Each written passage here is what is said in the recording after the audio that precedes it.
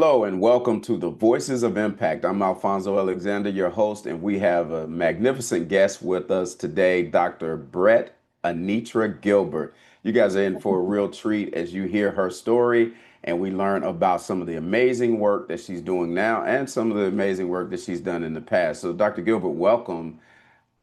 Thank you so much for that warm welcome. Yeah, we're excited to have you and love for you to tell us in your own words more about your background and the work Mhm. that you do. Sure, yeah, absolutely. I'm happy to share that. So I'm a first co generation college graduate. I attended Wittenberg University, which is in Springfield, Ohio, very small liberal arts university. And I attended there from basically 92 to 95. I finished a year early, so I did not go back for my senior year. And while I was there, I had the fortune of taking a lot of courses that were research oriented. And through those courses, I really learned about how important research was for business decisions. And it really had a significant impact on me as I started to move into my career. But after I graduated, I basically just started taking jobs, mostly in a sales and marketing capacity. And, during that time, I started changing jobs pretty much every year. Mm. Because I realized that I really enjoyed kind of the excitement of doing the research and what I was learning through the process about people, about organizations. And I was kind of missing that learning element, in the jobs that I had. And, basically, once I felt like I'd mastered a job, I was ready to move on to something else. So I did this for about 4 years. And finally, I received a postcard from the PhD project inviting me to attend a conference that they were holding in Chicago in November. And this was back in 1999 when I received this postcard. And, I have to say that it was such a life-changing thing for me because I had never considered getting a PhD, largely because, again, I was a first generation college graduate. My parents wouldn't have been able to steer me in this direction, even at my university, because it was a small liberal arts university and most of the professors there had PhDs. I just Mm. assumed that a PhD was really more for teaching. I never would have guessed that a PhD was really more about research. Mhm. And so, for me, the PhD project postcard that came in the mail just really opened my eyes to the possibility of getting a PhD. So I applied for the conference. I ended up attending. And while I was there, it just blew my mind with the amount of information I was receiving about what a PhD really is about and the potential to go get a PhD, do research on topics that are of interest to you. And that was such a transformational thought, for me, because I was at the time, excuse me, thinking about going back to school to get an MBA, to go and do research for a company. And when I learned that I could do research on topics of interest to me and not just what a company wanted me to research, it just really changed my insight, changed my perspective in so many different ways. And so after I attended the conference in 1999, I had to go home, study to take the GMAT. I had taken it once before, but I wasn't taking it for any reason beyond going to a local college to like do a part-time MBA program. So I Mhm. had to retake the GMAT to boost my score so that I could get into a PhD program. And fortunately, after a month of studying, I was able to successfully, get accepted into um, a PhD program. After applying to doctoral programs. I only applied to five different doctoral programs, but I was able to get in at Indiana University, and I started there in the fall of 2000. And it was just such a huge blessing for me because I was connected with advisors who really were very interested in the research that I was doing and in ensuring that I was going to be successful as a researcher in entrepreneurship. I love it. I love it. So, how did you go through the process of determining what your area of focus was going to be? Yeah, that's a great question. So, when I was writing my personal statement for my doctoral program, I wrote about my confusion around the fact that there were so many companies that were not taking advantage of the internet because the internet was really just being rolled out around that time. And I didn't understand why any company would not be jumping, at the opportunity to use this really impressive technology where you could essentially do business 24 hours a day, 7 days a week. Like it was just blowing my mind that companies were not using the internet. Sure. And so when I was starting my PhD program, I really became very interested in understanding the companies that were introducing these technologies. And of course, many of them were being introduced by entrepreneurs. Mhm. And so, whereas I kind of went into my doctoral program thinking I was interested in studying kind of what we would consider to be corporate entrepreneurship, why these companies, were not necessarily like working to develop and take advantage of this new technology. I really realized that I was more interested in understanding the companies that were actually developing this technology and their experience, trying to get the technology into the marketplace. Sure. So that interest in kind of understanding technologies and the companies that were introducing these technologies kind of led me to looking at Silicon Valley, which of course is a very strong technology center in the US, and just how these types of regions ultimately can produce, the companies that create these world-changing types of technologies.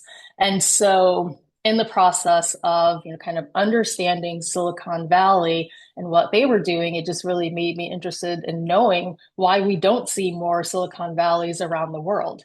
And so that ultimately led me to focusing on kind of emerging economies and trying to understand why it is that we don't see more of these cluster regions in emerging economies producing the types of companies that we see coming out of Silicon Valley.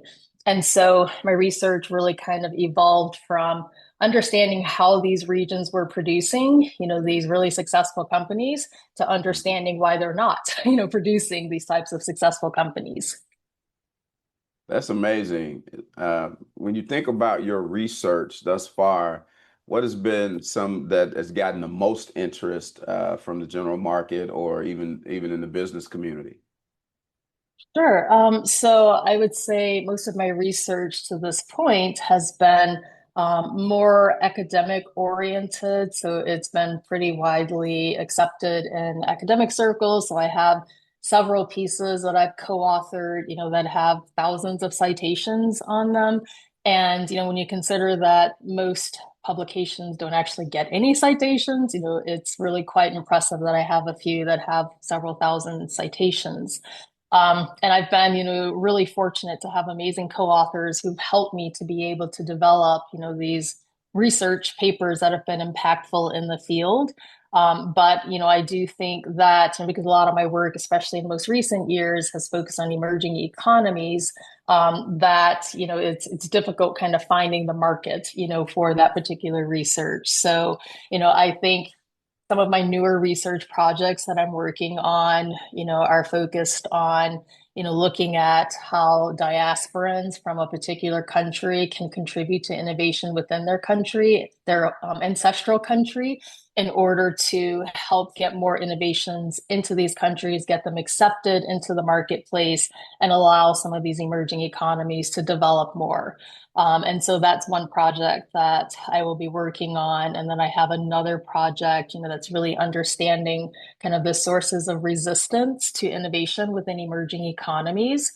Because one of the things that I've noticed with some of the research that I have done is that oftentimes in many places, people will resist, innovation for a variety of reasons. And so I'm really trying to understand in particular with emerging economies, what are some of the factors that would cause people to actually resist the emergence of innovations in those regions? No, that's incredible, and I would imagine there are a lot of factors in there. But just if we can step back for one moment, developed economies, emerging economies, and maybe economies that are stagnant. How do Mhm. you define in your work an emerging economy? Sure, yeah. So I think of emerging economies as being pretty much lower, maybe to middle income countries that are still in the process of, I don't want to call it industrialization because it's industrialization, really is kind of a misnomer these days when so much is based on service economies and, the internet economies. Sure. But, in general, emerging economies are the ones that are still kind of progressing towards higher income level economies. And Mhm. so, in particular, I'm focused on African countries, for example, in my research. I've also done a lot of research, well, not a lot, but I've done some research in Latin America, in particular in Brazil and Colombia.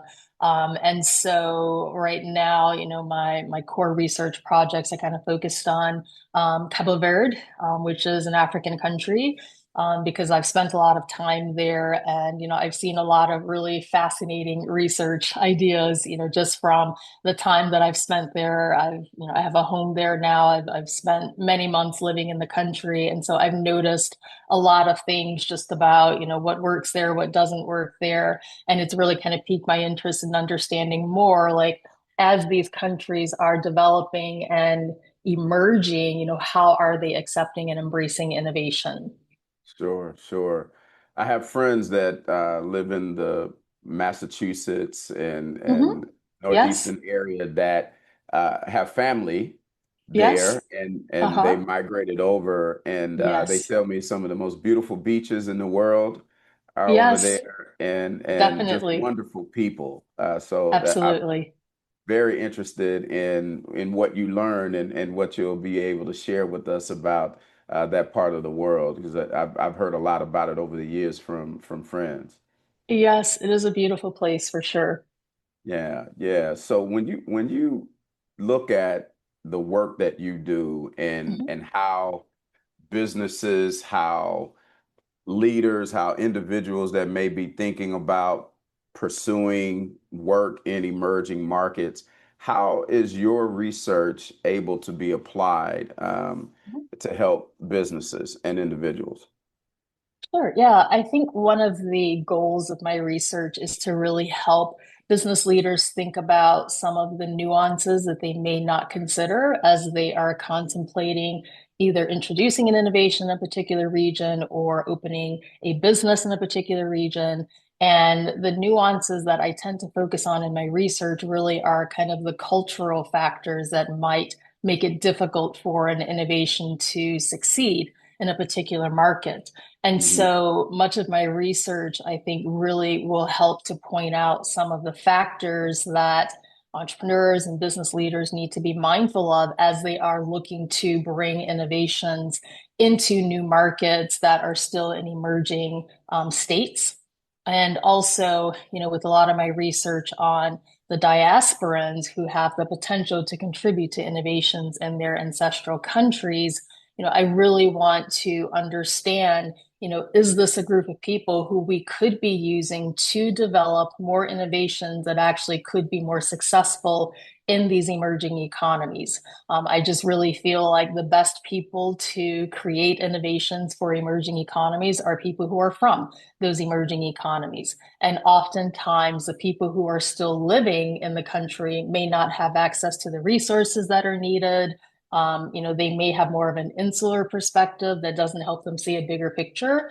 But at the same time, when you bring in a lot of outsiders to these countries, oftentimes they try to force, a Western view, on these economies where it's really not appropriate.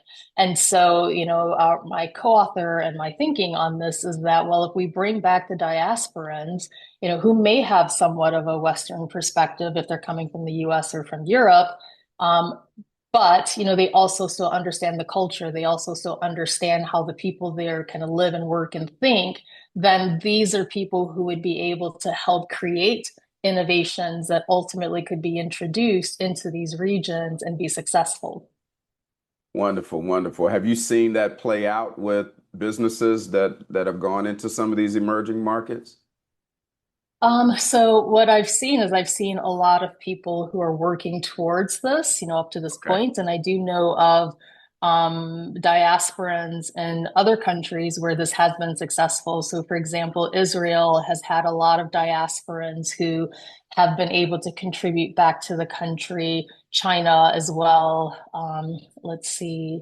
Iceland, I think, or sorry, not Iceland, Ireland, I believe is another country that's had a lot of their diasporans contributing back. And India, I think, is the other. And so there are these kind of exemplar countries where their diasporans have really made significant impact in the countries, but yet, they're not necessarily focused on innovations. In those Sure. cases, a lot of them are just Right. bringing kind of like standard business practices, manufacturing companies into these regions and using them to create jobs and to kind of help advance the economies in those ways. So I'm hoping that there will be, more successful innovations that are being created by diasporans, especially as we are looking at sustainable development goals and trying to really advance a lot of these economies where we really do need to have innovation to kind of change the circumstances for many emerging economies. Sure, sure. And many of those diasporans have come to the US and been educated by people like you and Yes, taken that knowledge back home. So yeah, I can absolutely. see that. To Mhm. what extent do you do any consulting? Interestingly, I have not done much consulting up to this point. I've really been focused on my research and, trying to get my research published and, get it out there. But I'm on sabbatical this academic year, and so I am more open, to doing consulting, especially as, things have changed so much, in our economy. One of the projects that I've been working on over the past few months has been a workshop that's focused on helping people who have been part of the federal government layoffs to be able to consider entrepreneurship. Because I Sure. know that, entrepreneurs ultimately are the job creators, and we need to have more people creating jobs because there's not enough businesses out there right now to absorb the many people who are being laid off from the government or from international agencies that were connected to government work. And so, this project, which I've called From Government to Entrepreneurship, is really intended to help train people who were former government employees or former international workers to become entrepreneurs. And so, right now, we've just been offering a 1 day workshop that's free to people who have been affected, by these layoffs. And the workshop, gives them the information that they would need to consider actually starting a business. And to date, we've had, two workshops that we've held. And we've had, let's see, I think we've had a couple hundred people who've registered for them, but only about 50 people have attended. But, so far, I think we've already seen four companies that are very close to being launched, if not already launched, since we started this in March. And Okay. so, I hope to continue that workshop, over the next several months or as long as we need to, if there's demand for this type of a workshop. But, it's something that, I just really felt very strongly that I needed to do in order to try to help these people who, for no reason of their own, are being Sure. left without jobs and, basically being cut off, from their employment lifeline. So, I just felt like I needed to do my part, to help these individuals to be able to consider, an alternative path, which may not look like going into, a large publicly traded company. It could be starting their own business. Mhm. No, that's wonderful. So if someone wanted to get involved into the next cohort that you bring through or the next workshop that you have, what would they need to do? How could they find out about it? Well, they can send me an email, bgilbert@american.edu. We will also have information posted, on hopefully on the COGAT social media pages so that people can see when there will be the next workshop. Right now, we're thinking the next workshop will likely be held in October. of this year. So they can keep an eye out for any announcements about that. But again, they can also reach out to me on LinkedIn. I will definitely post it, once we have the date set up for the next workshop. And, again, anyone is welcome to attend. We'll likely keep these virtual. The first one we did in person, which was a 1 day workshop. The last one we did over 5 weeks in July, and it was 1 day a week, hour and a half each session, and it was completely virtual. So we'll likely continue with the virtual format for these workshops. But yeah, I think we'll be hosting another one in October of this year. Okay, wonderful. Well, let us know, and if there's anything we can do to help you promote it, we would be glad to do that. Thank you. I Um, appreciate that. so very fascinating work. Truly interested in things that are happening in emerging markets. So I want to stay in touch with you and Okay. personally on some of those things. I've got some things that I'm doing that are some business development opportunities in Oh, some wonderful. parts of Africa and South America that Hmm. I'm a part of a group that's working with some of those and would just love to be able to have some conversation with you about some of those things that you've learned. So I Oh, appreciate your sure. work. Last thing that I want to ask you about, your specific work is, if you were advising your younger self Hmm. and you were saying, today, here's what you need to do to be able to get into this type of research, get into Hmm. this type of scholarly work, what would that advice be? Wow. So I think the advice that I would give would be to make sure that you're staying on top of the changes that are happening in your field. As a researcher, for us, a lot of the changes happen in methods, and, what new methods are being accepted in the marketplace. And once you've been, 5, 10, 15, 20 plus years removed from your PhD program, you kind of forget, about some of these newer methods, that, are coming out. And it's very easy to really fall behind, in the field if you have not been keeping up with the methodological changes. And, I think that's something that's also applicable to people who work in industry. I think it's incredibly important to make sure that you are staying on top of technological changes, thinking about the ways right now that AI is changing, how we live, how we work, how we operate. It's really important for people to find ways to embrace these technologies and to not just brush them off and say, oh, they're going to go away, or to view them as a threat. It's likely that AI is going to replace some jobs, many jobs even. But, I think it's important for people to understand that it's also a really powerful tool that we can use to actually enhance the work that we're doing. And if we learn how to use them as a tool that can enhance the work that we're doing, we can actually add more value to the work that we're doing. So, I think for anyone, just making sure that they're staying on top of changes in the field, particularly technological changes in the field, will help them to ensure that they stay marketable, in the marketplace. And, when I think back to my doctoral student days, one of the pieces of advice that my advisor gave to me was to always keep yourself marketable. And, that's really stayed with me throughout my career. And so I've tried to make sure that, even though I prioritize doing the work that's of interest to me and that's important to me, I also make sure that it's work that has value to the general marketplace in some way. And I think by doing that, that's really allowed me to, remain connected to what's happening not only in, academia, but also outside of it, and to ultimately continue to grow and to develop in my career.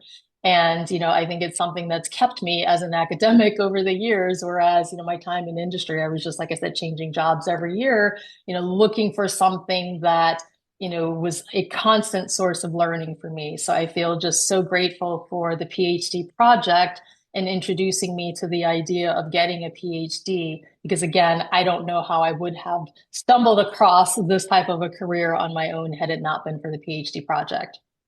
Wonderful. Well, glad the organization was able to serve you in that capacity. My last question for you is that, you know, unless they're in the dramatic arts, people have a perception of PhDs, they're researchers and teachers, and they're just not fun. So tell us something fun about you that people don't know, but you know that's Right. fun. Sure.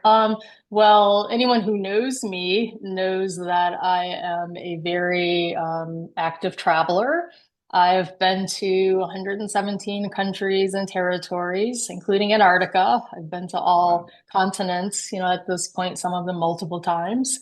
And I just truly enjoy traveling. I enjoy learning about new cultures. I enjoy seeing how other people live and experiencing those differences, and how others are living around the world. So, I think it's something that it's just developed into a passion of mine. I would say in part because of academia, as well. I started out studying abroad in undergrad, and then in grad school, I was very fortunate to have a PhD advisor who had, connections to Germany. And so he would invite me to go to Germany for workshops that he was hosting there. And interestingly enough, Germany was where I studied abroad in undergrad. So it was kind of like a return home in some ways for me to go and participate in those workshops.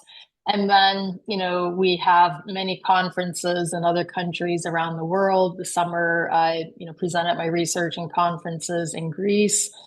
And, I was in Denmark for our annual conference. So, being a professor has really kind of allowed me to be able to travel and to truly become more of a global citizen and not just, kind of be someone who's stuck, in my country and not understanding the way the rest of the world lives. So I'm really grateful for that. No, that's wonderful. And having been to every continent, no one could say that that's not fun and exciting. In fact, I would even add adventurous to it. So thank you for sharing that with us. This has been amazing, and I really have appreciated our conversation. Is there anything that you would like to add in closing before we end our time together? Sure. Yeah. So, the PhD project has just been such an important network for me. I know I've said it multiple times that I would never have even considered the idea of getting a PhD if it hadn't been for the organization. And I have also met some of the most incredible people through the PhD project, people who are, very good friends of mine now. When I think about the fact that, so many of the people in my social network are people with PhDs, people with JDs, people with MDs. And I know a lot of that is just because of my connections to this incredible network. And so, I am just so grateful to the organization and the incredible people that it's introduced me to, both within the PhD project network, but also within academia in general. So I just can't say enough good things about the PhD project and the people who are connected to it. So thank you again to the PhD project for helping people like me to find a PhD. Well, no, thank you. People like you fuel us in our work, and it makes it easy for us to just play a small part in helping you to achieve the things that you achieve. So glad that you had a great experience and continue to build your network through your partnerships and relationships with people from the PhD project and others in our community. So really appreciate your comments and appreciate you being with us here today. So this concludes our time together. We're thankful to everyone that's watching and listening.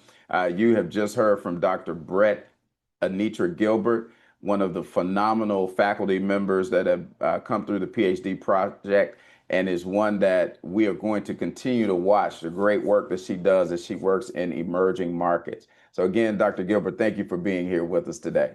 Thank you so much for inviting me. I've really enjoyed our conversation. Likewise, be great. Thank you. Bye bye. Tune in, get inspired, and discover the voices making a difference through the Voices of Impact podcast, your front row seat to the future of leadership.